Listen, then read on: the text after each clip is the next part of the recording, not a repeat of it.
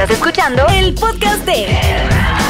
Primer especial en videocast para poder compartir y hablar mucho más a fondo y con varios invitados, amigos y especialistas de temas que a todos nos conciernen. Hoy tenemos este contenido que es absolutamente exclusivo para ustedes, como lo digo, con grandes especialistas para entender y poder profundizar qué hay detrás de algo tan fuerte que puede sonar como el suicidio.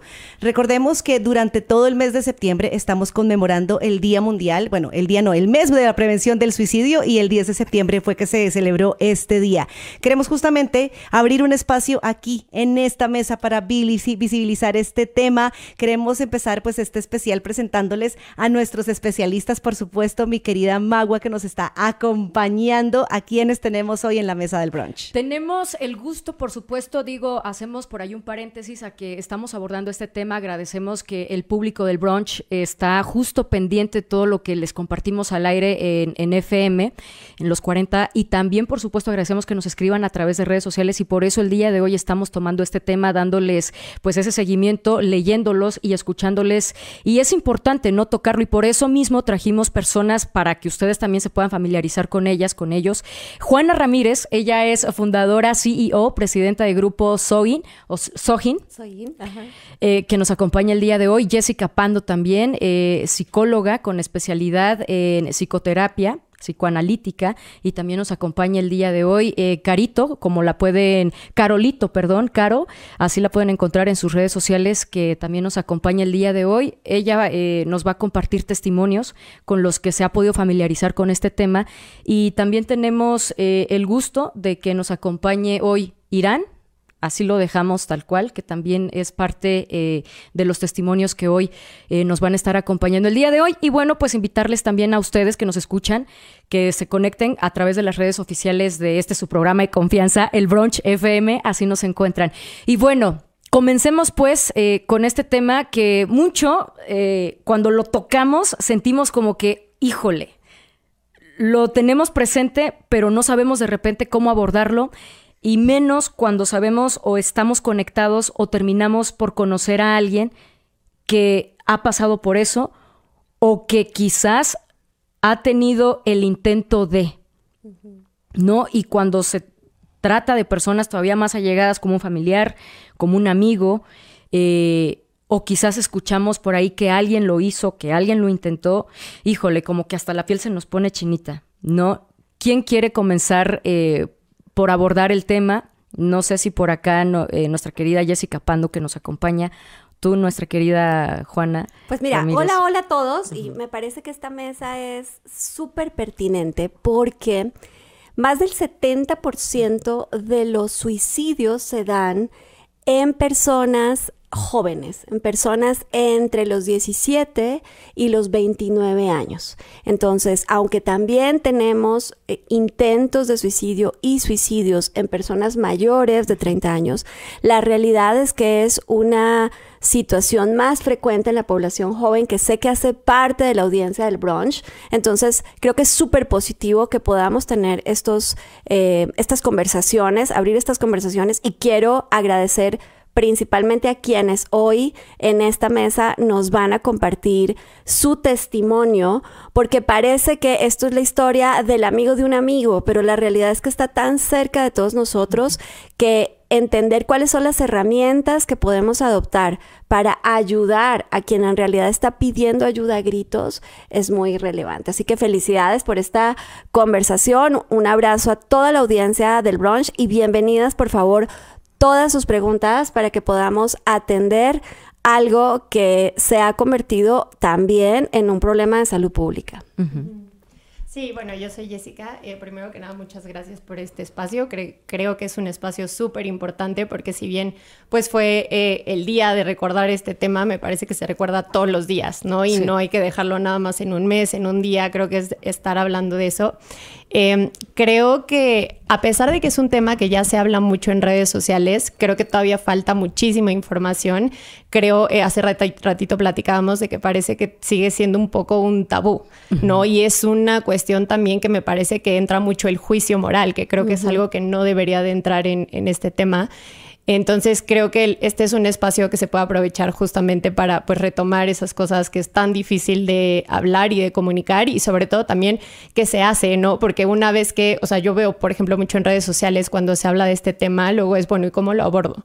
¿No? Y si tengo algún familiar, pues luego ¿qué se hace? O sea, ya sé que tuvo un intento, ya sé que está en su mente suicidarse, pero ya no sé qué más hacer, ¿no? Entonces entiendo la dificultad también de sobrellevar ese tema a nivel emocional, causa mucho impacto y por eso es que se cierra como las posibilidades, pero bueno, espero que este espacio sea también de ayuda. Definitivamente, de verdad que es un placer poder hablar de estos temas abiertamente y siempre desde un lugar de empatía y de cuestionarnos, porque es un tema, el tema de hablar del suicidio, es un tema que a lo mejor tú que nos estás escuchando, querido Broncher, en tu mente han pasado pensamientos de esta índole y de pronto has profundizado en ellos, llegando incluso de pronto a tener un intento tal vez, o tal vez a lo mejor una persona cercana a ti, un primo, un hermano, un amigo, y muchas veces para las personas de pronto que estamos alrededor puede ser difícil entender cómo hablar de este tema, que uno diría como no, estamos como en cáscaras de huevo un poco, pero yo siento que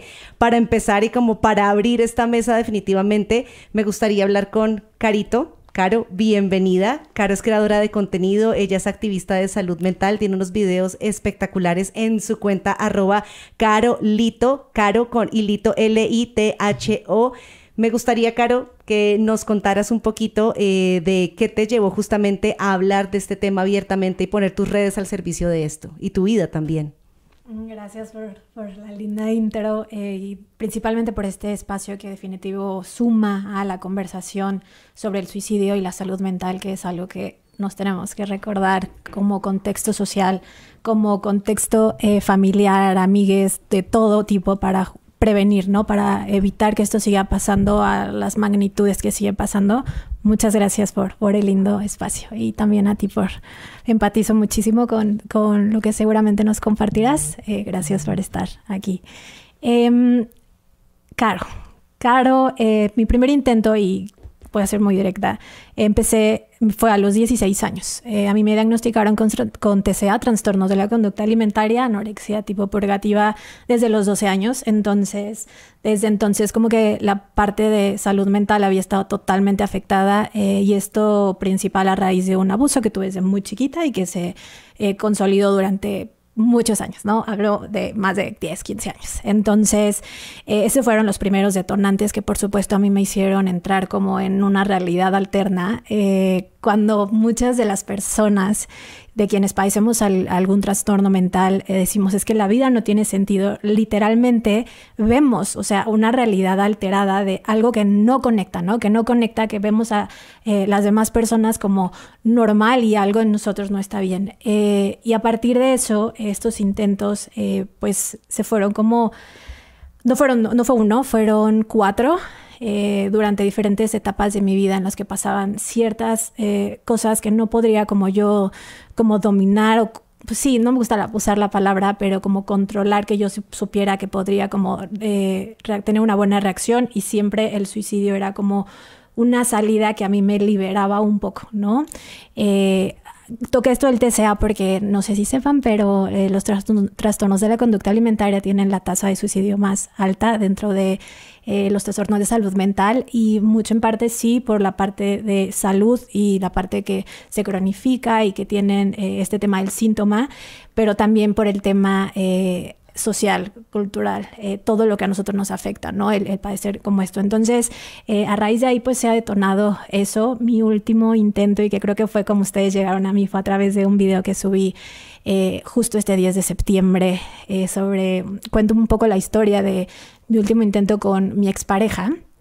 Y lo que yo quise transmitir en este video fue la importancia del tomar acción, ¿no? Porque solemos dejar pasar, ¿no? Yo creo que estoy casi segura, y no lo sé, ¿no? Porque no estoy en el pensamiento de todos, pero sí nos damos cuenta, ¿no? Cuando hay algo que está pasando en nuestro entorno con alguna persona, o sea, siempre hay casi rasgos, y lo que pasa es que no somos atentos a esto que pasa, ¿no? Si está triste, si se aleja, si deja tener ciertas actitudes, pero no somos lo suficientemente empáticos desde el conocimiento y desde la conciencia como para poder prestar atención. Entonces, pues eso es lo que yo quise compartir en este video.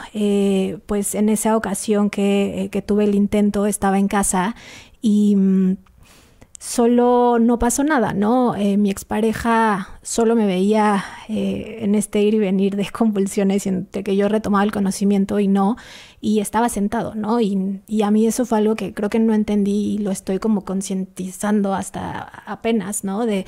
Todavía yo atribuía mucho a, bueno, a lo mejor no sabía qué hacer, pero al final de cuentas yo ya tenía una relación de 5 años y justo antes de estar con él e irme a vivir sola, mi mamá le dijo, no sé si sepas, pero Caro está enferma y es bien importante que no lo descuiden. Y fue muy consciente. Lo que pasa es que creo que como pareja no fuimos lo suficientemente responsables, ni tampoco el ahondar más en cómo podríamos manejarlo como pareja. Entonces es eso, solo mi conversación es hacia la visibilidad, hacia el no quedarnos como sin decir nada, como ignorarlo, y es eso, es más que invitación, es una obligación y responsabilidad que tenemos todos, cada uno de nosotros en nuestro entorno, familia, amigues, de todo. Entonces, eso, les puedo compartir por ahora. Gracias por compartirnos. Gracias, Caro. Tu testimonio, Caro, y es muy importante lo que dices, porque de lo que no se habla, no existe. Entonces, cuando tú no hablas de muchas cosas con tu familia, con tu pareja, con la persona con la que convives, con tus hermanos, con tus amigos, con tus compañeros, pues realmente se empieza a crear brechas, que creo que es lo que sucede. Y siento que en este momento, después de lo que nos comenta Caro, sería muy importante tener el input, por supuesto, de nuestras especialistas al hablar más, pues, a profundidad de este tema, sobre todo de la visibilización y sobre todo de cómo podemos acercarnos y hablar con las personas, hablar con los nuestros. Fíjate que Caro, y gracias por la generosidad para hablar de esto de una forma tan abierta, pero tocó al menos 3 tipos de situaciones que en ti se dieron todas, y lo lamento, pero se dieron 3 tipos de situaciones que pueden llevar a estos pensamientos suicidas. El primero es ser víctima de abuso. O sea, es mucho más común, creo que lo hemos comentado en alguna otra ocasión, es mucho más común estas experiencias de lo que nos imaginamos en todas las etapas, particularmente con las mujeres, pero no es una situación exclusiva de las mujeres. Entonces está el escenario de abuso en el que hay un conflicto emocional que tiene que ver con autopercibirse como culpable de una situación de la que en realidad soy víctima. Y sentir que ya no hay nada que hacer porque ya sucedió, ya fui agredido, ¿no? Y cuando ese abuso tiene una duración en el tiempo, entonces esa ideación alrededor de lo que no valgo es mucho más frecuente. Y entonces el riesgo de estos pensamientos se incrementa. Y luego nos estás compartiendo algo que también, y lo dijiste muy bien, estos problemas alimentarios que están derivados de una percepción equivocada del entorno, de la autoimagen, de esta sobresaturación de imágenes idealizadas, de cuerpos, etcétera, que también generan en sí mismos una situación que necesita atenderse. Y luego has hablado, Caro, del conflicto de pareja, ¿no? Y tal vez, y te acabo de conocer y voy a ser tremendamente atrevida con lo que voy a decir, pero también el que está pensando en el suicidio, en el que avisa que está queriendo hacerlo, el que tiene pensamientos suicidas o el que lo hace,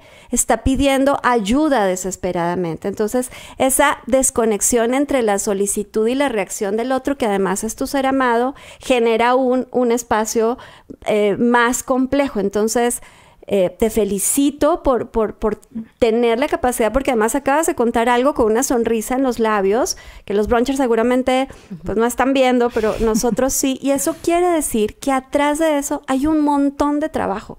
Eso no funciona por generación espontánea, ya nos contarás, pero se necesita muchísimo trabajo personal para sobrellevar esas experiencias que nos acabas de compartir y empezar la etapa de quererlo compartir con otros y poderlo procesar. Así que para ti, felicitaciones por eso y por tu generosidad. Pero fíjense cómo estamos hablando de escenarios que por sí mismos ya son una circunstancia de altísimo riesgo. Sí, creo que también con estos 3 puntos que Juana mencionaba y bueno, de referente a lo que Caro nos dijo, es que creo que también la adolescencia, ¿no? También es una etapa de muchísimo cambio, cambia tu cuerpo, es una crisis literalmente que todos los adolescentes llegamos a pasar en algún momento, y entonces creo que eso también suma cierta vulnerabilidad, y que también toda la historia que tú nos cuentas es que no fue un momento a otro, ¿no? Es que ya se tiene que pasar por mucho, ¿no? Por mucha crisis, por muchos temas emocionales, que es cuando ya una persona ya sobrepasa, ¿no? Ya le está sobrepasando todas las situaciones, y es cuando se llega a esto. Y que también en esta parte de ese grito de ayuda, creo que también se menciona mucho pues quiere llamar la atención, ¿no? Y en lugar de pensar como ignórenlo, está llamando la atención, ¿no? Denle atención, o sea, es lo que está buscando, pues entonces es manos a la obra y a ver qué se hace, ¿no? En lugar de decir, bueno, llama la atención y en algún momento se le pasará. Bien.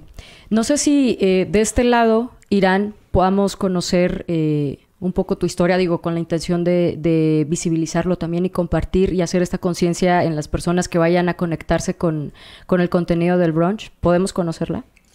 Claro que sí. Buenos días. Bueno, mi nombre es Irán, me presento una vez más y antes que nada, muchas gracias por el espacio. Por mi parte, pues, bueno, siendo como muy directos, sufrí un abuso sexual. Esto sucedió en el 2019, a fines del 2019. Se aunaron muchísimas cuestiones.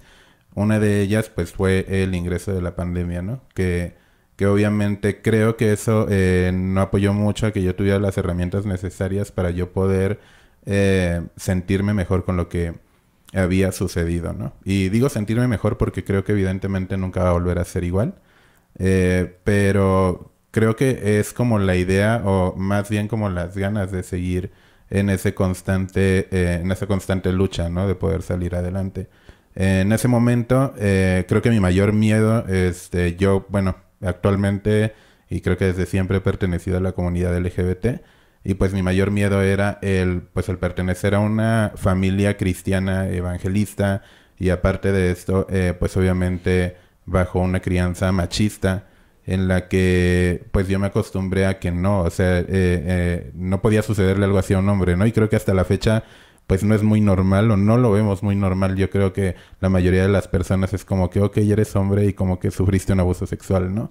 Y a veces lo normalizamos y creo que no tendría que ser así, ¿no? Yo creo que corremos el riesgo, claro, quizás no de la misma forma, porque en algún momento siento que las mujeres están más expuestas a esto, pero pues también nosotros no estamos exentos, ¿no?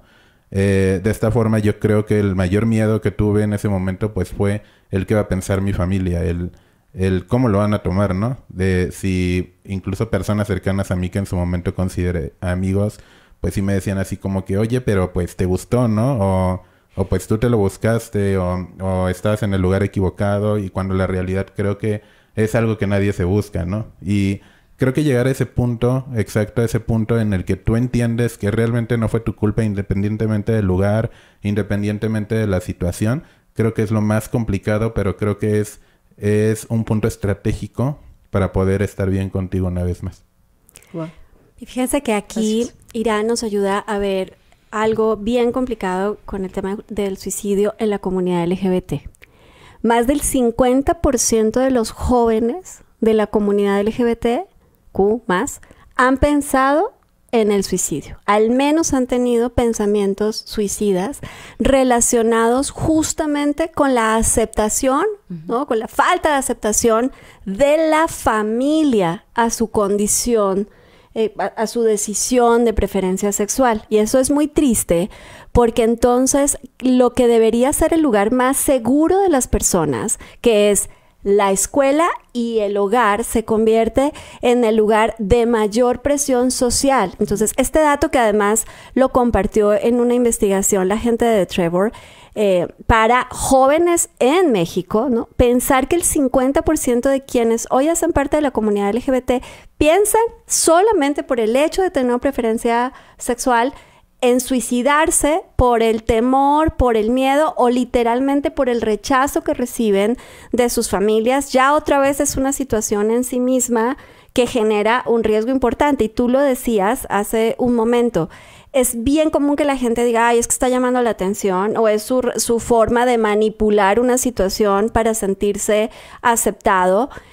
Claro que está llamando la atención. Y la atención que está llamando es auxilio, necesito ayuda. Entonces, aunque sí, y yo supongo que en terapia lo has visto, hay una diferencia muy grande entre los pacientes que solamente tienen ideas suicidas y los pacientes que tienen intentos de suicidio. Y no necesariamente todos los que tienen ideas suicidas van a tener intentos de suicidio, pero tampoco todos los que tienen intentos de suicidio van a anunciar previamente que tienen estas ideas o que lo están pensando. A lo que nos obliga a todos es a decir, esto siempre hay que atenderlo, como decías tú. Y luego está otra vez el escenario lamentable del abuso sexual y de la respuesta social que, dicho en la voz de un hombre, nos suena todavía más fuerte porque las mujeres estamos acostumbradas, ¿no? Estamos acostumbradas a que nos digan, es que mira cómo te vistes, es que claro, estabas en la noche y entonces tú te lo buscaste. Y entonces eso lo que genera es lo que yo decía antes. Encima de ser la víctima, además me siento culpable y entonces eso me autovictimiza todavía más y deja a la mayoría de las personas, a la mayoría lo quiero decir, en un nivel de indefensión frente a una situación que tiene un nivel de estrés literalmente patológico. Es muchas menos las personas que solitas van a poder salir de una situación así y muchas más las que sí o sí necesitan apoyo y soporte. Y fíjense que en el caso de Irán, lo que fue su mayor estresor, que fue su familia, una formación religiosa, una formación machista, también Irán, y no sé si lo quieras compartir, se convirtió en tu principal herramienta para salir de la crisis porque estuviste hospitalizado, porque estuviste en tratamiento con antidepresivos. O sea, lo contaste muy cortito, pero ha sido un proceso intensivo. Sí, claro. Bueno, ya hablando más como del proceso, como lo que sucedió, justamente quería como aterrizar esa parte. Creo que yo me guía más como por mis propios pensamientos o mi propia experiencia de vida con mi familia, ¿no? Que decía, híjole, me van a regañar y me van a decir y no me van a apoyar. Cuando la realidad yo creo que la mayoría de las familias cuando ya se ven en una situación así, pues van a sacar la casta por ti, ¿no? Y fue lo que sucedió. La verdad, yo creo que mi mayor apoyo en este caso fueron mis papás, mis hermanos, pese a que pues no están como que muy de acuerdo conscientemente con lo que yo era, pues ellos estuvieron ahí para mí y hasta el momento yo creo que ha sido lo que me ha permitido pues continuar, ¿no? Claro, no me quito méritos porque también yo creo que es parte de eso, pero todo este proceso, lo que mencionaba la licenciada Juana sobre que estuve en el hospital, estuve con antidepresivos, de hecho yo le comentaba hace unos momentos eso, yo estuve en antidepresivos aproximadamente 2 años, hasta que pues yo dije, ya no quiero estar con antidepresivos, ¿no? Y ahí me veía yo y hasta la fecha a veces luchando con mi ansiedad a las 3 de la mañana y haciendo 1000 cosas también. Obviamente continúo en terapia psicológica, ¿no? Obviamente yo creo que eso es súper importante también, el buscar tu atención propia, el abrazarte. Y pero creo que hasta que yo no decidí, hasta que yo no dije, ya no quiero que esto sea así, pues no pude hacer nada, ¿no? Y creo que eso es muy importante. Creo que los puntos de apoyo que tienes en casa, con tus amigos, con las personas que te rodean, incluso con las personas con las que trabajas, el tener un ambiente pues bueno, un ambiente sano que te rodea, creo que es un punto clave también para poder salir de algo así, ¿no? Que muchas veces ya es normalizado, ¿no? El decir estoy triste, estoy deprimido y ya está ahí estado de Facebook y de WhatsApp, ¿no? Y ya lo pones y muchas veces como que, ok, pues está triste, ¿no? Pero creo que muchas veces no nos detenemos pues a ver realmente qué es lo que está pasando, ¿no? Entonces, en ese aspecto, creo que mi punto fundamental fue mi familia, fue mi fe y también fue pues mi resiliencia propia en la que dije, oye, no puedes seguir así. Y hasta que llegué a ese punto fue en el que pude volver a caminar, pude volver a avanzar, hablando metafóricamente, ¿no? Muchísimas gracias por compartir este testimonio, por compartir todas estas palabras que estás diciendo, que están tan llenas de una transparencia hermosa de una persona que transita por estos estados, que me parece muy importante. Yo tengo una pregunta que se me quedó un poco enganchada cuando tú mencionaste el tema de hay ideas, pero luego estas ideas, ¿en qué momento se convierten en conductas suicidas? Mira, se tienen que sumar otros aspectos. En realidad es muy frecuente que en pacientes con depresión, con perfil depresivo, las ideas suicidas hagan parte de ese proceso no acompañado de afrontamiento de esta condición. Y recordemos que la depresión no es una decisión, no es una actitud, no es una forma de ser, es una enfermedad que debe ser atendida y que ahorita Irán nos compartía que incluso puede requerir el uso de medicamentos para resolver las necesidades igual de neurotransmisores, etcétera. No quiero hoy hablar de tecnicismos. Entonces, necesitamos entender que esa persona está pidiendo ayuda, ¿no? Que la mayoría, también hay que decirlo, solamente tienen ideas suicidas y no van a tener intentos suicidas. Pero esas ideas suicidas son un síntoma. Y entender la idea suicida como un síntoma e incluso el acto, el intento de suicidio como un síntoma es muy importante. Y ahí les va. Normalmente cuando la familia, y tú lo decías con mucho acierto, la pregunta siempre es ¿y qué tengo que hacer? ¿Y cómo le hablo? Y mi hijo me está diciendo esto, mi hermano me está diciendo esto, mi esposa me está diciendo me quiero suicidar, la vida ya no tiene sentido, ¿cómo lo tengo que abordar? Y lo primero que tenemos que hacer es eliminar la culpa. Acuérdense que vivimos en una sociedad súper culposa, en la que incluso cuando nosotros somos los agredidos, también nos sentimos culpables. Entonces, hay que eliminar la culpa del otro. ¿Cómo se elimina o cómo se incrementa? Cuando le decimos, tú sabes lo que me vas a hacer sufrir, tú sabes cuánto te voy a extrañar. Entonces, ponemos el problema en el otro, ¿no? Cuando el que necesita ayuda urgente es el que tienes enfrente, ¿no? Que está sacando una pancarta de ya no sé qué hacer, es demasiado pesado esta carga para mí. Y el otro, con la mejor intención, pero con muchos errores, dice, es que yo te voy a extrañar, no me hagas esto, me vas a lastimar, ¿no? Y lo que tenemos que entender es, esto es un síntoma junto con otros. Tú hablabas, por ejemplo, de tus problemas alimentarios, de tus trastornos alimentarios. El intento de suicidio es un síntoma más de una condición de salud mental que debe ser atendida. Entonces, así como no tengo ganas de comer o tengo atascones de comida, esos síntomas, también la idea de suicidio, el intento de suicidio es un síntoma. Entonces, lo que hay que hacer es abordarlo. ¿Y por qué piensas eso? ¿Y por qué lo sientes? ¿Y cómo se te ocurre que esto podría pasar? Y empezar a atenderlo. Eso es como cuando dices, perdón que lo minimice, pero solo lo hago para entender. Cuando alguien dice, me está doliendo la cabeza. Y entonces, ¿qué empezamos a decir? ¿Y dónde te duele? ¿Y cómo te duele? ¿Y con qué intensidad te duele? ¿Y cuándo te duele más? Entonces, entender eso, así como síntoma, nos permite abordar mejor y empezar a ver hacia dónde tengo que generar esa ayuda y esa contención. Y en una situación, al menos de anuncio de suicidio, ir con un psicoterapeuta es fundamental. Por favor, no intenten hacerlo solos, porque creo que es una de las situaciones en las que mayormente necesitamos de alguien que esté académicamente formado para atender esa situación, para quien está pidiendo ayuda y para su entorno, porque es tan difícil contener como ser contenido. Sí, creo que también, aquí algo importante es que estamos hablando de cuando alguien ya lo puso en palabras, que es clave, ¿no? Y justo viene toda esta parte de bueno, a ver, ¿qué sigue? Los pasos a seguir. Y creo que es súper importante esto que mencionabas, como de realmente que te gane esa curiosidad de cómo llegó aquí, ¿no? Más de estos juicios, cómo llegó aquí. Pero también la parte donde alguien no lo habla es cómo lo empiezas a notar, ¿no? Que viene desde muchísimos no sé, cuestiones que no se ven, que no se verbalizan, desde si alguien deja de comer, si alguien come más, si alguien no duerme bien, si alguien, incluso, digo, desde el psicoanálisis hablando un poco de accidentes, ¿no? Incluso hasta tropiezos seguidos, choqué un día y a la otra semana volví a chocar y tal vez no fue nada grave, pero ya te indica que algo está pasando donde no se está poniendo en palabras y se está llevando a la acción. Entonces creo que también esas acciones es como estar muy observador, ¿no? En las personas que quieres, en tu entorno,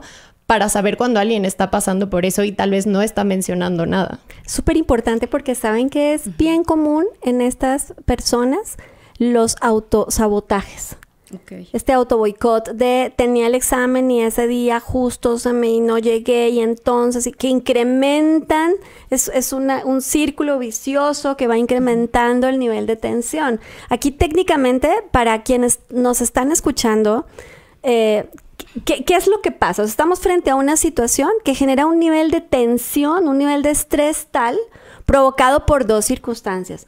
Situaciones que la persona siente que no puede anticipar, que no puede prever, y del otro lado que no puede manejar. No puedo manejar la conducta del otro, no puedo manejar la respuesta que yo quisiera de mi pareja, no puedo manejar la autoimagen que estoy teniendo sobre mi cuerpo, no puedo manejar la respuesta que mi familia puede tener respecto de mi orientación sexual. Y como no lo puedo manejar, me siento en una situación tal de indefensión que los pensamientos suicidas son especialmente un escape. Cuando alguien piensa en que el pensamiento suicida es un intento de manipulación, en realidad se está poniendo el otro, el que está enfrente, se está poniendo como más importante. Sí, claro que hay una gestión desde el pensamiento suicida de querer cambiar lo que está enfrente, de buscar una respuesta en el otro que no estoy obteniendo. Pero lo más importante no es lo que el otro esté sintiendo, lo más importante es lo que esa persona con esas ideas está viviendo y cómo podemos empezar a abordar esa situación que lo tiene en una situación de sufrimiento. Y en la conversación de Irán vemos cómo cuando su familia entiende que es parte del problema y por tanto puede ser parte fundamental de la decisión y entonces entra en un proceso de aceptación, entonces estoy segura, Irán, que tu nivel de presión y de estrés disminuyó a la mitad. ¿Fue así?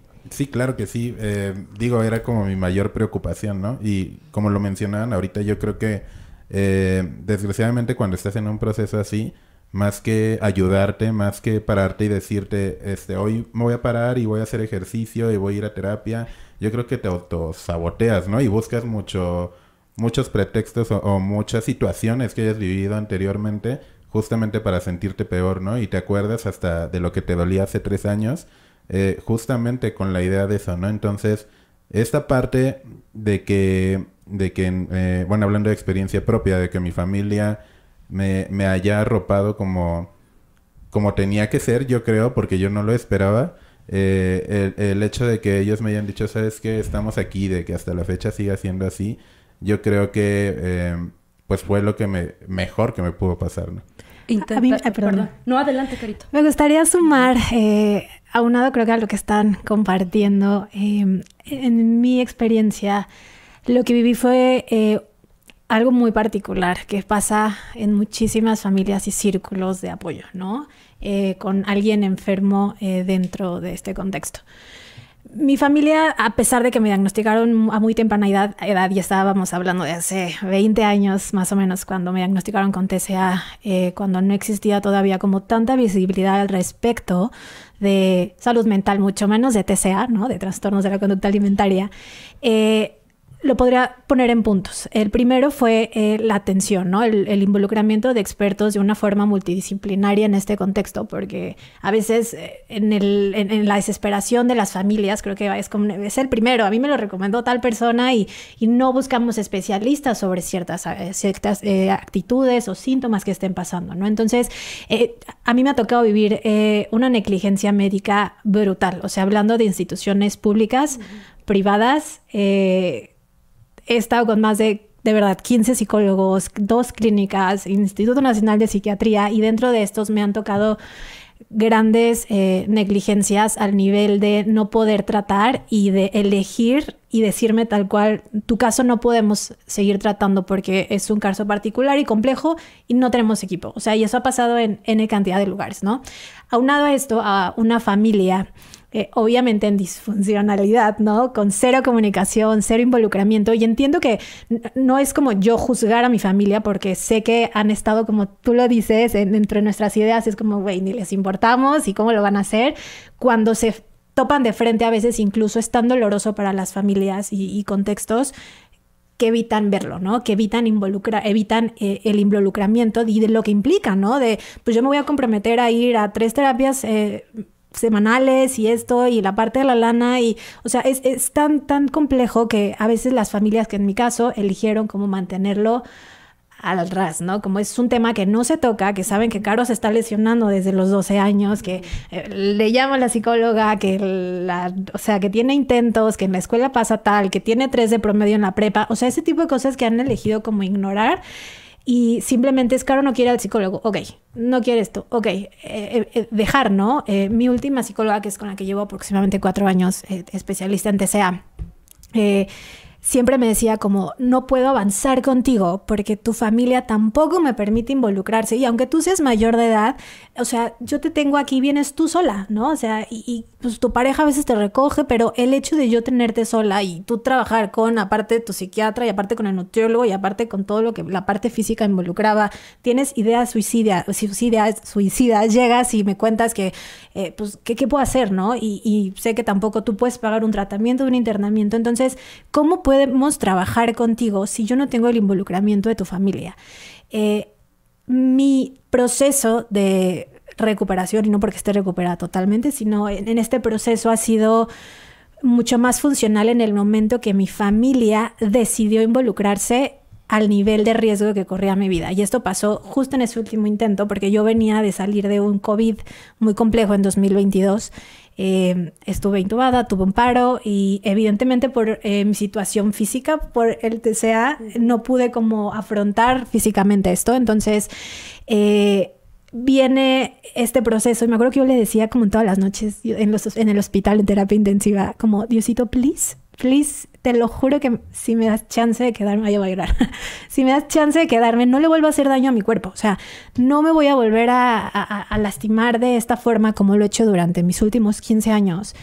Y ¿qué pasó? Que al mes y medio, en la desesperación de yo sentir que era una carga, que no me recuperaba, que mi familia estaba como alejada, mi expareja no estaba involucrado conmigo, pues tuve un intento, y fue mi último intento, que dije, ¿cómo? O sea, después de haber sobrevivido a esto y haber sometido a mi cuerpo a tanto, todavía mi mente, mi capacidad cognitiva no me da emocional para querer mejorar, y no porque no quisiera, sino porque realmente ya no podía, ni físicamente, ni mentalmente, ni emocional. Entonces es todo, ¿no?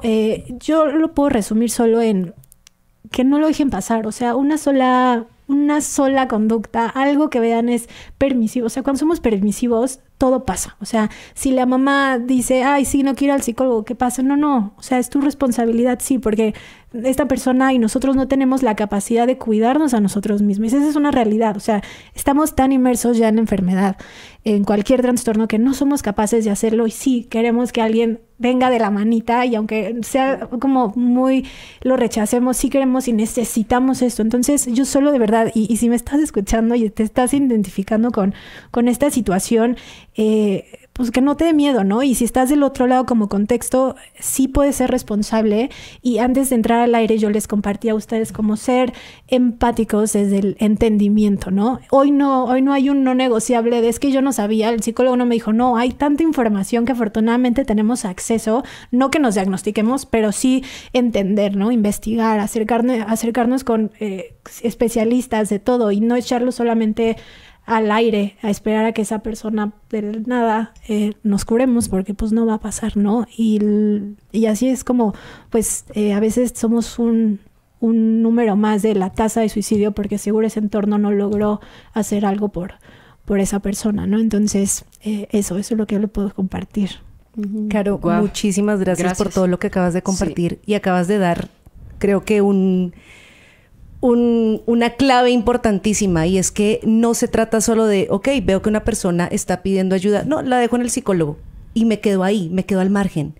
Involucrarse, porque pero es que no es cualquier persona. Exacto. Aparte son los pilares con los que estamos creciendo. Es un proceso de recuperación conjunto. Familia. Entonces yo quisiera que habláramos sobre eso y sobre todo de las señales de aviso, justamente de los síntomas, que ya se han mencionado algunos, pero sí me parece importante como para todos, como personas que estamos cerca de los que amamos, a nuestros amigos, como decía, en un entorno de trabajo, ¿cuáles son esos síntomas, esas señales de avisos de alguien que necesita ayuda? Sí. Mira, quiero regresar tantito a lo que decías, Caro, porque sobre todo los papás, y parece que los estamos satanizando, pero es que no está nada fácil ser papás también. Los papás dicen, es que tiene que tomar conciencia, ¿no? Sí. Esto no es un asunto de conciencia, esto es un asunto de salud, ¿no? Estamos frente a una persona que está enferma. Porque las enfermedades mentales también son enfermedades que hay que atender como el dolor de cabeza. Como el dolor de cabeza, como la gripe, como cualquier otro trastorno que afecte nuestra salud. Entonces, algunas señales de alerta que seguramente tú vas a poder complementar, pero algunas señales de alerta son una persona que tiene conductas depresivas, ¿no? que fundamentalmente está, lo habíamos hablado también en otro episodio del brunch, estos cambios radicales emocionales. De pronto tienes a alguien que no siempre está down, puede estar triste, aburrido, sin energía, y de pronto también puede tener estos chispazos de exceso de energía y de extroversión. Prendan una lamparita, porque en esos cambios tan abruptos de emociones hay un síntoma que nos está hablando de algo. Entonces, ese es uno. 2, cuando las personas tienen comportamientos de autodaño, por ejemplo, la gente que empieza a lastimarse, a hacerse heridas en la piel, que tiene, tú lo dijiste muy bien, Caro, la gente que tiene trastornos de la alimentación, no necesariamente ya etiquetados como anorexia o como bulimia, sino que ustedes observen familiares, amigos, padres, que empiecen a observar que hay gente que puede pasar periodos muy largos sin apetito, ¿no? Entonces, oye, come algo, es que no tengo hambre, es que no tengo hambre, es que no tengo hambre. O que de pronto se sientan y pueden atascarse en un momento, y que eso normalmente va acompañado luego de vómitos, etcétera, que no necesariamente vemos. Entonces, estos trastornos alimenticios también son algo que hay que observar. Ahora, si encontramos una persona que está siendo disfuncional en su vida normal, o sea, no estoy teniendo buen rendimiento académico, o en el trabajo falto con frecuencia, tengo problemas de desempeño, estoy teniendo relaciones poco saludables con mi entorno de amigos, o estoy aislado, en fin, esos trastornos del desempeño, hay quien puede ser mejor o no tan buen estudiante, pero tenemos un comportamiento socialmente adaptado. Cuando ese comportamiento no está socialmente adaptado, cuando el desempeño de mis tareas diarias es algo que no estoy cumpliendo, eso es una señal. Y ojo que estamos hablando de cosas que, si ustedes piensan en sus hijos, en sus amigos, en sus primos, son muy, muy, muy, muy comunes. Ahora bien, y con esto les doy la palabra a nuestra especialista, si ya hay alguien que dice, híjole, la vida no tiene sentido, hay días que digo, ¿y para qué todo esto? Incluso he pensado en suicidarme. Miren que sería más fácil terminar con esto ya. Este tipo de frases ya no son una señal de alerta, son una señal de tengo que actuar en este momento, porque lo que está haciendo el otro es sacar un cartel gigante que dice auxilio, ¿no? Y es un auxilio que tenemos que atender.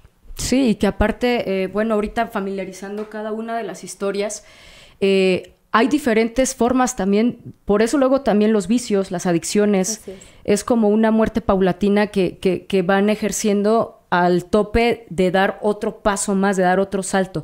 Y también me quedo con esto que nos comparten, ¿no? Qué ironía que las personas con las que vivimos, con las que convivimos día, tarde, noche, y son nuestros papás, nuestra familia, no sean las personas con las que de repente tendemos a tener la confianza incluso de poder comunicar. Yo la pregunta aquí es, ¿en algún momento antes del primer intento lo hicieron? ¿Platicaron con sus papás, con algún hermano quizás? de algo de lo que que estuvieran sintiendo justo esa represión del sentimiento y que no tuvieron los oídos, las palabras quizás en ese momento de esas personas con las que ustedes en ese momento quizás llegaron a pensar, bueno, pues es mi almohada, es mi acobijo, ¿no? Y que no lo tuvieron y hicieron ese primer intento.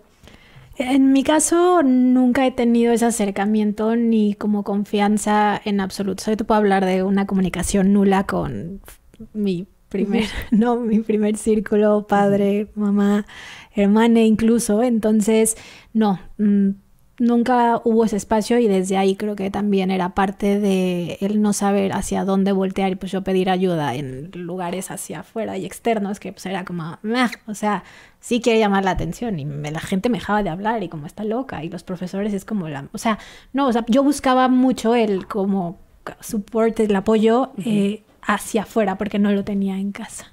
Okay. Ay, perdón. No, está bien. No lo tenía en casa, entonces no supe hasta que pasó, ¿no? Y justo recordaba un poco de cómo fueron todos y cada uno de ellos. Y el primero recuerdo que me fui al hospital casi en preparo por la forma en la que sucedió. Y al regresar a casa, pues no pasó nada, ¿no? No hubo como, ay, ¿quieres ir al psicólogo? Y yo no. Y me acuerdo que yo estaba en el piso tirada y mi mamá entra, abre la puerta y me dice, no es posible que sigas así y no quieras, o sea, salir y irte a la escuela.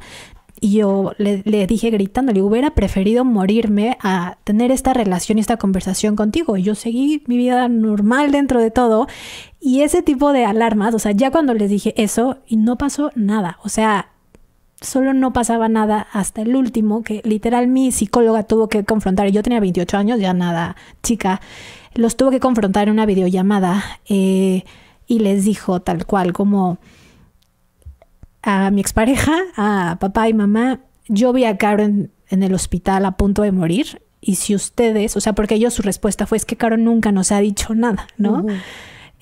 No hemos sabido de todo esto que tú nos estás comentando, la psicóloga. Y la psicóloga le dijo, Caro no va a estar viva, o sea, por su situación física en un mes. Y se lo dijeron los médicos. O sea, Caro no va a vivir un mes y va a tener otro intento en nada de tiempo. Entonces, si no hacen nada como familia, o sea, ella se va a morir. Y creo que fue en ese momento cuando sí fue como tajante de, híjole, ahora sí hay que hacer algo. Pero pasaron 20 años casi, ¿no? Wow. 18, 17 años en que pasara eso porque nunca tuve una relación cercana a poder decirle a las personas como mamá y papá en mi caso, porque entiendo que hay quienes ni siquiera pueden tener este círculo. Yo que lo tenía no pude y hasta ese momento fue, ¿no? Entonces sí puedo decir que el involucramiento es fundamental, ¿no? Y darle, como si estamos hablando de papás, como esa confianza y esa cercanía de saber que en ese tipo de situaciones es súper válido ese tipo de sensaciones, ¿no? Y sentimientos y pensamientos, pero sí ignorarlo ahí es lo que creo que no podemos permitir. Okay. Sí, creo que una cuestión muy importante es que como sociedad tendemos mucho también a llegar a un límite en cualquier asunto y bueno, creo que en temas de salud mucho más, ¿no? Esta parte, por ejemplo, de, bueno, no sé, tenía que ir al dentista y hasta que de verdad no puedo dormir, voy a hacer mi cita porque ya no puedo. Y creo que en la tema, por ejemplo, de prevención del suicidio es algo que sería como canasta básica para adolescentes, ¿no? Justo por todos estos cambios que, bueno, un adolescente le puede ir bien y pasarla dentro de todo bien, pero creo que nunca está de más esta parte de ir a una terapia y no esperar justamente a que algo pase, ¿no? Sino decir, bueno, como papás entiendo que es muy difícil sobrellevar estos temas. Hay otros temas que ellos tienen en la cabeza que pues tal vez también no es tan visible lo que llegan a ver, ¿no? En sus hijos y como decíamos ahorita, no es juzgarlos, pero sí creo que es mejor decir, lo acompañé en una terapia desde un principio, desde que vi algo mínimo, pero que mejor lo exageré y llevé a mi hijo a terapia y estuve ahí acompañando a decir, bueno, hasta que ya es toda una maraña de cosas que ya no sabes ni por dónde sobrellevar, pues entonces ya lo llevo, ¿no? Y bueno, y dentro de esto que quedó como justamente como estos síntomas o cosas que se pueden empezar a ver cuando una persona está teniendo pues temas emocionales, pues creo que entra mucho lo que decíamos ahorita, ¿no? De observar cualquier cambio, desde un día el niño no jugó con sus amigos, ¿no? Desde, bueno, se quedó dormido toda la tarde, ya hay algo que puede ser que pasó. O sea, creo que en este tema sí siempre es mejor decir lo abordo a decir, bueno, seguro es normal y dejarlo pasar. Definitivamente. Irán, ¿algo que quieras tú comentar respecto a la pregunta que... Bueno, pues yo por mi parte creo que, bueno, tocando este punto también, creo que a veces es la falta de información, ¿no? Por ejemplo, mis papás son grandes, ¿no? Ya son de la tercera edad. Y pues ellos, hay muchas cosas y muchos términos que mi mamá me dice, oye, ¿qué significa esto, no? Cuando esto pasó, fue muy pronto, esto pasó en el mes de diciembre, ya para el cambio de año del 2019, justo cuando ya estaba la pandemia en China y apenas iba a empezar todo lo de la pandemia. Pasa, yo me deprimo, lo primero que fue ok, me pasó el abuso, entro en depresión, empiezo a cambiar y mi mamá y mi familia se daba cuenta porque soy una persona muy eufórica. Normalmente, bueno, dicen que parezco perico, que no me callo y que hablo y hablo y hablo y hablo. Entonces, pues yo dejé de hablar, dormía más, dejaba de comer, dejaba de salir. Y yo recuerdo mucho esta escena en la que mi mamá se acercaba a mí y iba al cuarto y yo estaba acostado durmiendo 2, 3 de la tarde y ella se sentaba al lado de mí y se ponía a llorar. Y me decía, es que no sé qué hacer por ti. Me decía, o sea, ella me decía, estoy llorando por ti, ¿no? Porque ella es cristiana y yo decía, bueno, ok, dice, estoy llorando por ti y esa era su forma de decir te amo, ¿no? Y hasta la fecha, todos los días, ahorita ya no vivo con ellos, los extraño muchísimo todo el tiempo, pero hasta la fecha todos los días en la mañana a las 7, 6:30 de la mañana me habla y te hablo para darte tu bendición y estoy llorando por ti y te amo, ¿no? Entonces, yo creo que muchas veces ellos no tienen esas fuentes, ¿no? Ellos no tienen la forma de decir, oye, yo sé que le está pasando esto, ¿no? Pero yo creo que a veces tienen acercamientos que también nosotros no comprendemos o a veces nosotros también rechazamos, ¿no? Y digo, déjame en paz y no te interesa o cualquier otra cuestión, por miedo quizás, que en su momento fue el mío, el miedo a el que ellos no lo entendieran cuando ni siquiera yo tuve como la delicadeza de explicarles qué es lo que había sucedido, ¿no? Hasta que simplemente, pues lo intenté. Y ahí pasan dos cosas, ¿no? Porque arriesgué mi vida, pero pues también a ellos los puse ante una situación bastante complicada, ¿no? Ok, no sabíamos que estaba sucediendo esto porque justamente yo no lo dije, ¿no? Porque yo creo que quizás si hubiera existido esa comunicación de mi parte hubiera sido todavía más sencillo, ¿no? Ya en cuanto existió esta comunicación, en cuanto yo les dije, pues hubo muchas cosas que mi mamá no entendía en ese momento y que hasta la fecha luego me pregunta, oye, ¿y por qué esto? ¿Cómo pasa esto? ¿No? Y yo creo que en ese aspecto también hay que ser empáticos. Yo actualmente platicaba con mi mamá y yo decía, ella me contaba cosas, ¿no? De su vida, de su pasado. Y yo me daba cuenta de cuánta falta le hizo a ella, ¿no? Y yo decía, a ella le hizo muchísima falta lo que hoy en día tenemos, ¿no? Esta accesibilidad a una terapia psicológica, una accesibilidad a estas redes de apoyo. A ella le hizo muchísima falta porque yo la siento a veces tan susceptible con todo lo que pasó en su pasado y que son cosas que no dejan de doler. Yo creo que a veces aprendes a sobrellevarlas, aprendes a vivir con eso y sobre todo más que vivir con eso, yo creo que aprendes a ser fuerte desde esa parte, ¿no? Y a decir, esto estuvo bien, esto estuvo mal.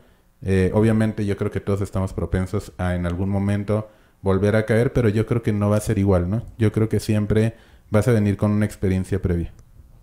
Gracias por compartirlo, Irán. Qué hermoso es serio lo que nos dices, gran mensaje Irán. allá afuera, papás. Y qué hermosa manera de abordar también. algo tan importante como la empatía. Creo que lo que acabas de decir está absolutamente hermoso y yo siento que esta mesa realmente, pues, estoy muy conmovida realmente porque sí siento que estamos hablando y llegando como a emociones y sensibilidades que son necesarias para hablar de esto. Como bien lo decías, Caro, desde el inicio, todo desde la empatía, desde el entendimiento.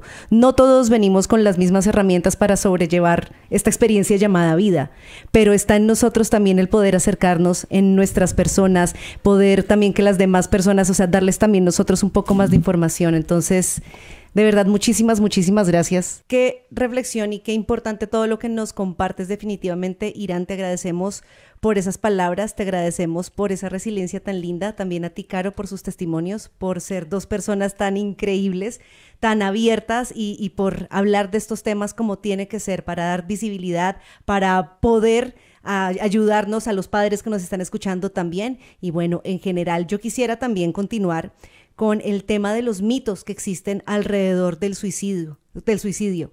Magua, ¿arrancamos con el primero? Sí, tenemos varios que también quisiéramos que desde su trinchera, desde su lugar, que hayan escuchado también o que se hayan familiarizado con ellos.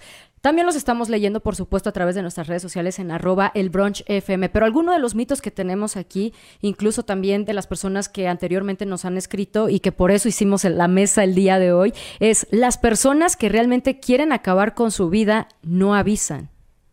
¿Qué es mito? Es uno de los mitos que nos dejaron por acá sobre la mesa. ¿Qué opinan? Mira, más bien, las personas que están teniendo pensamientos suicidas pueden o no avisar. O sea, el aviso no es una condición para pensar en el suicidio. Lo que es importante es identificar que los cambios de comportamiento, los cambios extremos, la depresión, pueden ser factores que faciliten tener ideas suicidas. Ok. Otro de los mitos que tenemos aquí justamente es el que dice que las personas que se suicidan son, y están entre comillas, egoístas o valientes. No, creo que justamente lo hablamos al principio, que no es una cuestión que se pone en un juicio moral. No es justo desde la empatía y saber que hay algo que está pasando, demasiado sufrimiento para que la persona llegue pues a esa decisión. A mí me gustaría modificar un poco la frase como tú, Juana. Las personas que intentan, ¿no? Tienen algún intento de suicidio, somos personas enfermas. Entonces es eso. Que necesitan Que atención. necesitamos atención. Muy bien. Ok. Otro más. Hablar con una persona sobre suicidio, ¿la puede incitar a hacerlo? No, hablar con una persona sobre suicidio cuando esa persona ha manifestado desatención, desaliento o desinterés sobre la vida es muy importante y le puede salvar la vida. Lo que también es relevante es entender que si no tenemos las herramientas terapéuticas para abordar esos pensamientos, entonces también hay que buscar ayuda. Algo que nos contó Irán acerca de su mamá, que le mandamos un abrazo, es este momento de sinceridad cuando dice, yo no sé cómo ayudarte. Porque lo que está diciendo ella también allí es, te quiero ayudar, soy empática con tu dolor, pero no sé cómo. Y cuando estas dos personas están en ese momento de decir, tenemos que hacer algo, pero no sabemos qué, es el momento ideal de apertura para buscar ayuda profesional, ¿no? Pero es un momento de muchísima honestidad, de decir, es que no sé cómo afrontar esto, ¿no? Qué importante esto. Y por último, este mito que tenemos aquí, la persona que quiere terminar con su vida debe, entre comillas, echarle ganas y salir adelante. Hablemos del echarle ganas cuando se habla de suicidio. Pues bueno, creo que generalmente en temas emocionales echarle ganas es un insulto prácticamente, ¿no? O sea, no es una cuestión de voluntad que una persona quiera estar mal, simplemente no sabe, no tiene las herramientas, entonces ojalá bastara con un echarle ganas para que todo se solucione. Sí. Fíjate que lo hablamos cuando hablamos de cuidadores, Riva. Así es. Que en cualquier enfermedad física o mental, la palabra o la frase de échale ganas, ¿ganas de qué? ¿No? O sea, cuando las personas tienen que enfrentar un diagnóstico complejo, cuando tienen que enfrentarse a la depresión, a la ansiedad, échale ganas. La gente ni les entiende, o sea, eso solamente incrementa la frustración porque justo se trata de alguien que no sabe por dónde.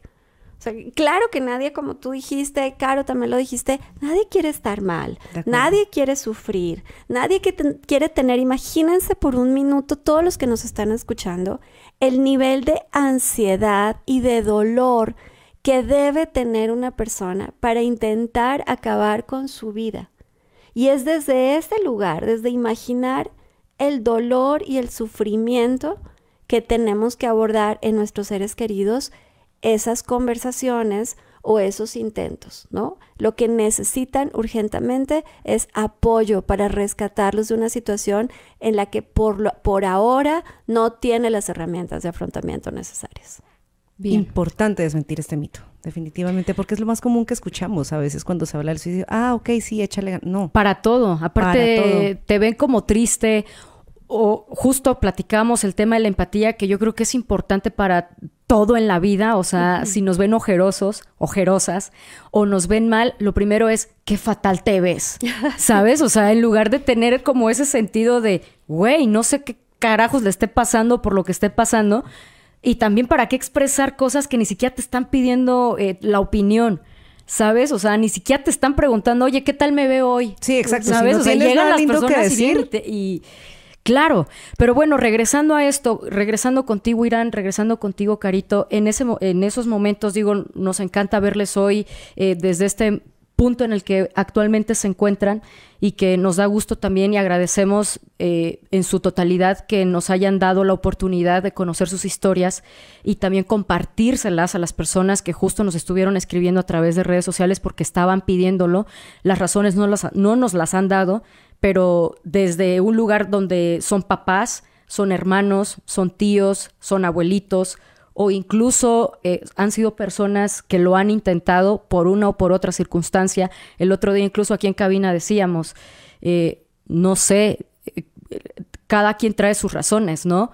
Pero en lo individual, si nos regresamos al tiempo y decimos, güey, yo ahorita ya sé qué es el SAT, antes no, ¿no? Y cada quien trae como su costalito cargando, ¿no? Cada quien trae como las razones, cualquiera que sea, para poder llegar a tomar este tipo de decisiones. Pero ustedes en su momento, ¿qué les hubiera gustado escuchar regresando el cassette? Y que ahorita, por supuesto, ya lo tienen, ya tienen como esas herramientas, pero ¿qué les hubiera gustado escuchar?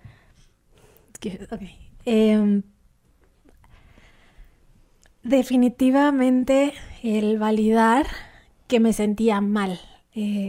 El deber ser y normalizaciones, tenemos que estar bien, nos debemos de sentir bien. O sea, aunque realmente estemos pasando por un sufrimiento físico, mental, emocional, cualquier índole, ¿no? En cualquier tipo de enfermedad, no enfermedad, el que validaran sí me siento muy mal. O sea, sí me quiero morir. O sea, sí no la estoy pasando bien. Sí quiero mejorar, ¿no?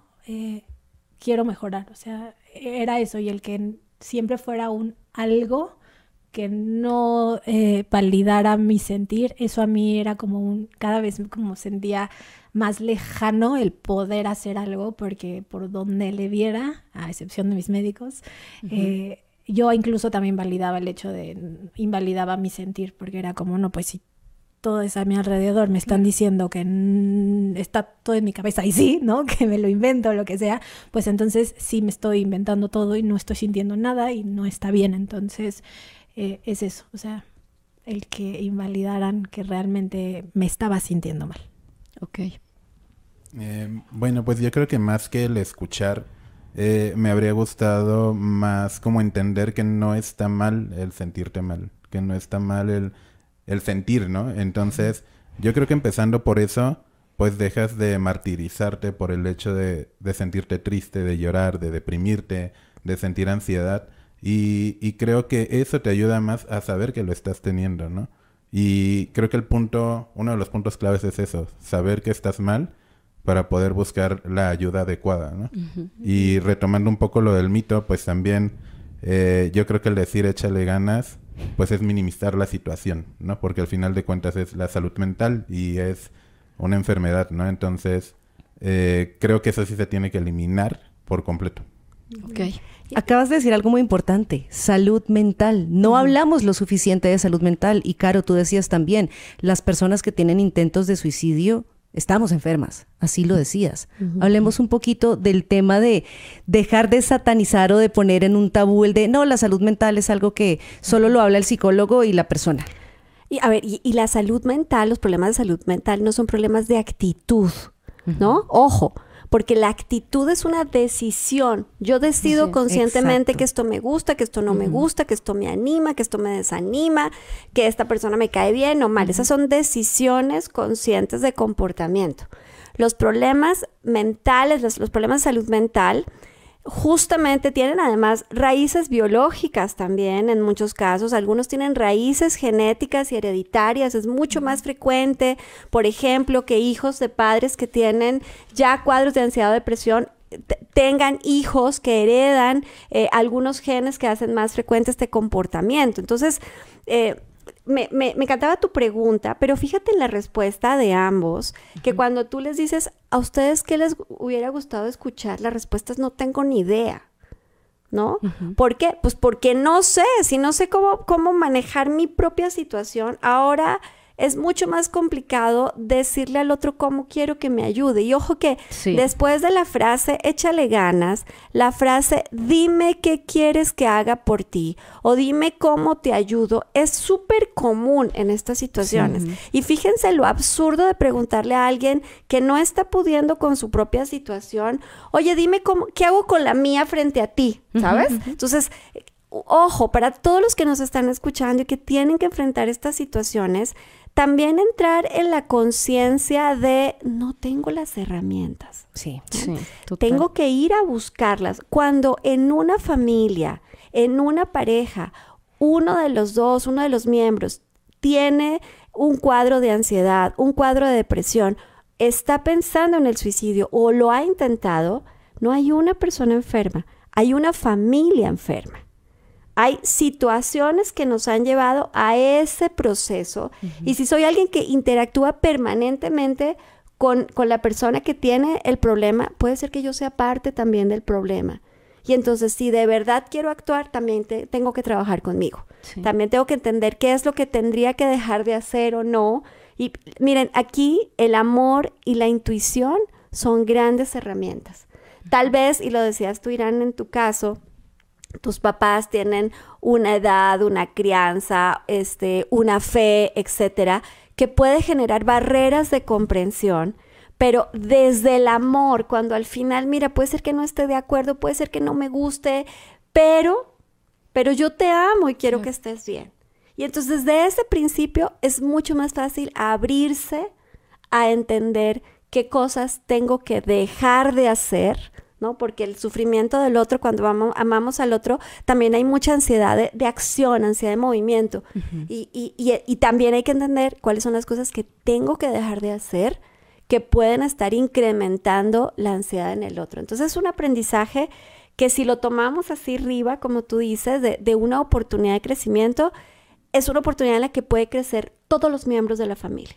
Y puede una situación dura, dolorosa, compleja, convertirse en el punto de inflexión de una convivencia mucho más sana, mucho más rica. El momento de mayor oscuridad en la vida puede convertirse en el punto de partida de una vida más iluminada. Qué hermosa reflexión. Bonito. Juana, muchísimas gracias por acompañarnos. Caro, Irán, por supuesto. Muchísimas gracias también a ti, mi querida Jessica. De verdad que ha sido un placer y ha sido algo muy conmovedor poder compartir estas experiencias, estas palabras, poder aprender mucho más de esto y ver que es una experiencia colectiva, como la vida misma. Definitivamente. Sí, yo tengo una pregunta antes de finalizar y que valdría la pena también el que la tomen allá afuera, dado a que este tema justo se puso sobre la mesa por la petición de los brunchers. Y es que, en efecto, todos quizás en algún momento llegamos a la conciencia de, güey, tengo que ir a terapia. Reconozco que algo me duele, que no me siento bien, que quizás mi entorno no está teniendo esa empatía que yo estoy necesitando, pero también tengo las herramientas desde este lugar, desde mi amor propio, de ir y darme esa atención. No, pero claro, cuando hablamos del sector público allá afuera, ¿cómo está la atención? ¿Cómo está el panorama justo para, digo, afortunados los que quizás tenemos en la bolsa la cartera e ir a pagar esa terapia? Y quienes no, ¿qué onda? ¿Cómo se está manejando esta circunstancia de apoyo pues a lo largo y ancho de la República, ¿no? Sí, estás tocando un punto muy importante y es la desarticulación y los problemas que tenemos en salud pública, pero hablando de un tema tan sensible como el que estamos tocando hoy, no quisiera que dejáramos un mensaje de desesperanza, porque también hay líneas de ayuda y de soporte que se las voy a compartir a todo el team del brunch para que lo pongan también en los comentarios que tenemos en redes sociales. Hay muchas herramientas, centros de ayuda, centros de apoyo.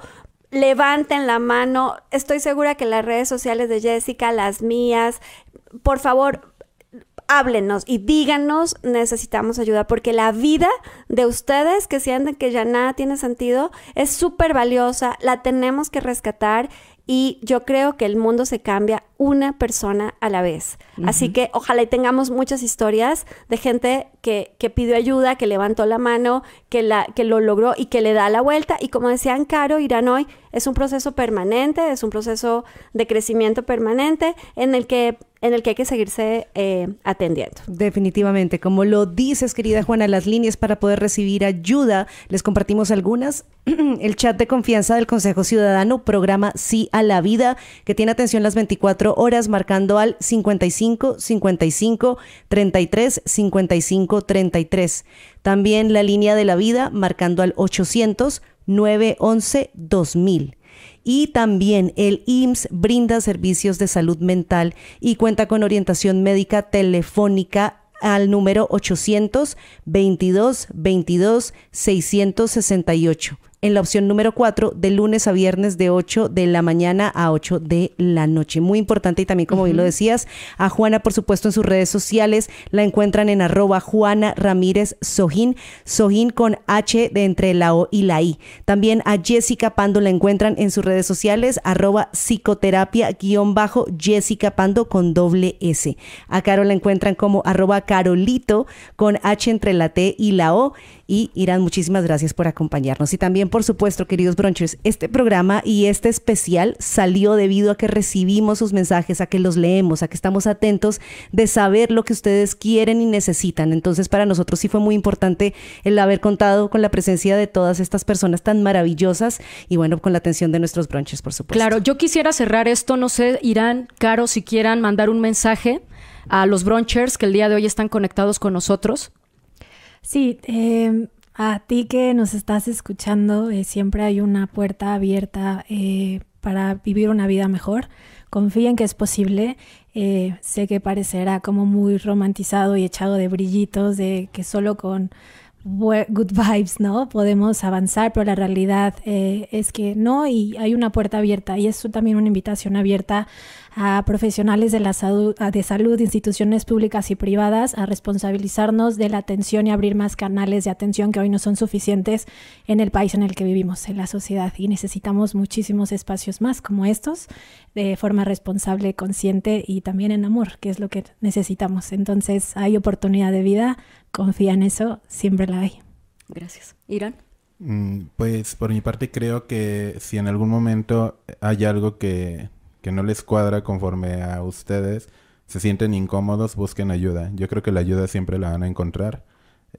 Lo único de esto pues es saber que la necesitas, quererla y solicitarla. Y yo creo que eso va a ser lo principal para que no lleguemos como a este intento de suicidio. Si ya tienes pensamientos suicidas, ten en cuenta que afuera vemos mucha gente como tú y que en algún momento nos hemos sentido así y en algún momento lo intentamos, pero estamos aquí y es justamente porque recibimos ese apoyo. Bien. Muchísimas gracias por estar aquí, desde el amor, desde la empatía, a todos ustedes. Muchísimas gracias por toda su información, por su conocimiento. Y queridos brunchers, ya saben que estamos aquí para ustedes, siempre los leemos, siempre estamos atentos a sus necesidades. Gracias por escribirnos, gracias por movilizarnos, de verdad, a traer esta mesa tan hermosa que se reunió el día de hoy. Y bueno, nos vemos a la próxima. Cuídense. Muchas gracias. ¡Holi, bebés! Estás escuchando el podcast de...